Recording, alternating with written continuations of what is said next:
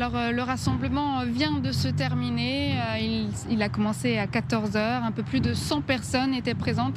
C'est moins que les années précédentes, une des causes étant la pandémie. Et il a duré un peu plus d'une heure. C'est un lieu emblématique ici, boulevard Voltaire, car c'est ici qu'Ilan Halimi était vendeur dans une boutique de téléphonie mobile. Et un autre rassemblement d'extrême gauche a lieu dans le 12e arrondissement, donc pas très loin d'ici. Mais c'est ici, boulevard Voltaire, qu'a lieu le rassemblement, l'officiel. Chaque année, Ilan Halimi a été enlevé puis torturé pendant 3 semaines jusqu'à que mort s'en suive. C'était un crime collectif d'une vingtaine de jeunes du même âge que lui, 24 précisément, qui se faisait appeler le gang des barbares. Et son assassinat a laissé des traces, d'importantes traces chez les jeunes juifs et juives de France. Mais il n'était pas le seul crime de l'après-guerre.